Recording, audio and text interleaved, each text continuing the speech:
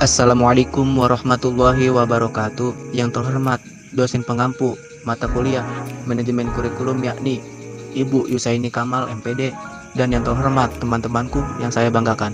Perkenalkan, kami dari kelompok 2 manajemen kurikulum yang beranggotakan 2 orang, yaitu saya Muhammad Fikri Sawali dan rekan saya Fitria Arifatul Khotimah.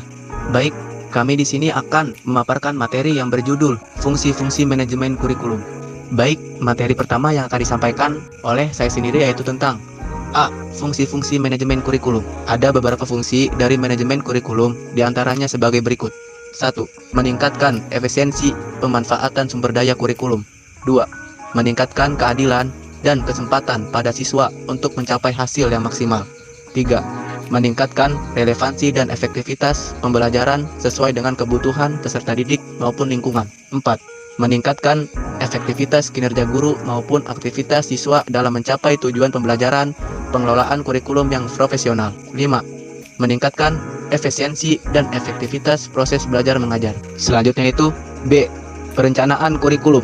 Perencanaan pada dasarnya adalah kegiatan menyiapkan sesuatu yang akan dilakukan dan menyiapkan apa yang akan diharapkan terjadi dengannya. Para ahli mendefinisikan perencanaan dengan berbagai ungkapan, diantaranya menurut Rajudi Atmusudirjo, perencanaan adalah perhitungan dan keputusan tentang sesuatu yang akan dijalankan dalam mencapai tujuan tertentu oleh siapapun dan bagaimana cara melakukannya. Olivia yang menyatakan bahwa kurikulum sebagai seluruh program atau pengalaman yang diberikan kepada peserta didik berdasarkan arahan dari sekolah ataupun perguruan tinggi. Omar Hamalik menyebutkan perencanaan kurikulum adalah keputusan yang dibuat tentang tujuan belajar beserta strategi dan metode yang dibutuhkan untuk mencapai tujuan tersebut, serta telaah tentang efektivitas dan makna dari metode dan strategi tersebut. Tahapan-tahapan dalam perencanaan kurikulum pendidikan. 1. Deskripsi secara presisi berdasarkan realitas kehidupan masyarakat dari berbagai aspek kehidupannya. 2. Menguraikan bidang masalah perencanaan melalui analisis tujuan pendidikan. 3. Mengkonsep dan merekayasa perencanaan. 4. Merencanakan penilaian melalui perencanaan simulasi, merencanakan evaluasi, serta menyeleksi perencanaan. 5. Mengidentifikasi tahapan-tahapan hasil kegiatan serta menentukan cara pengawasannya.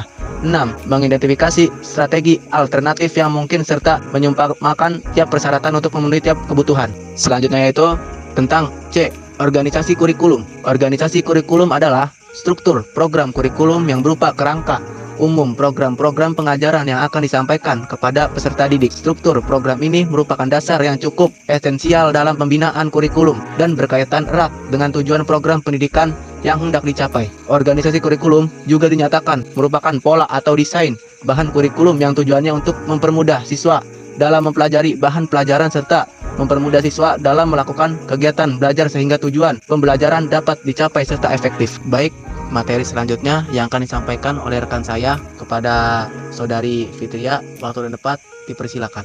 Baik, yang selanjutnya ada implementasi kurikulum. Menurut Miller dan Seller, sebagaimana yang dikutip oleh Umar Hamalik, mengemukakan bahwa implementasi kurikulum merupakan suatu proses penerapan konsep, ide, program, atau tatanan kurikulum ke dalam praktik pembelajaran atau berbagai aktivitas baru, sehingga terjadi perubahan pada sekelompok orang yang diharapkan untuk berubah. Kemudian ada prinsip-prinsip implementasi kurikulum. Yang pertama, perolehan kesempatan yang sama. Prinsip ini mengutamakan penyediaan tempat yang memberdayakan semua peserta didik secara demokratis dan berkeadilan untuk memperoleh pengetahuan, keterampilan, dan sikap.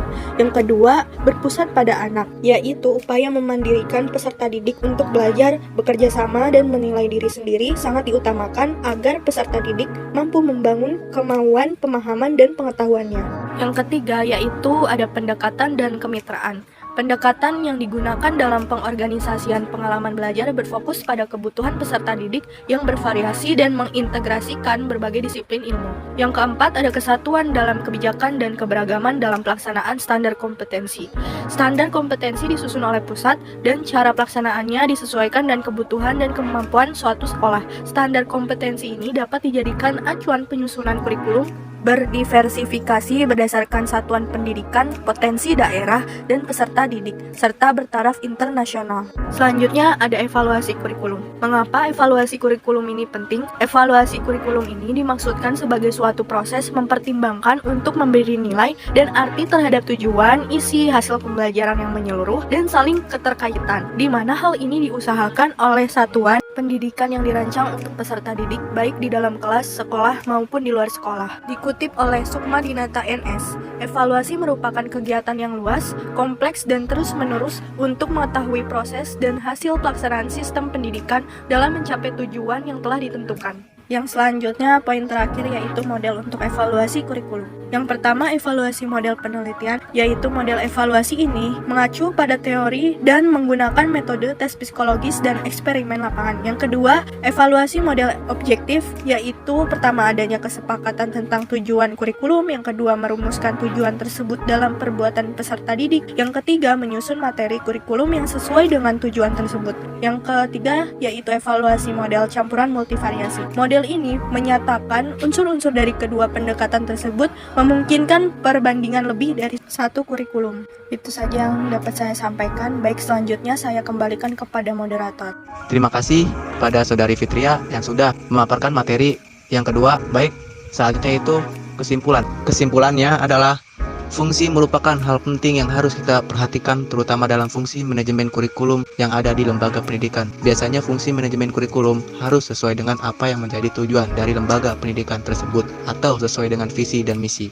Baik, materi itu saja yang bisa kami sampaikan. Kami dari kelompok 2 pamit undur diri. Kurang lebihnya mohon maaf. Wabillahi taufiq wal hidayah. Wassalamualaikum warahmatullahi wabarakatuh.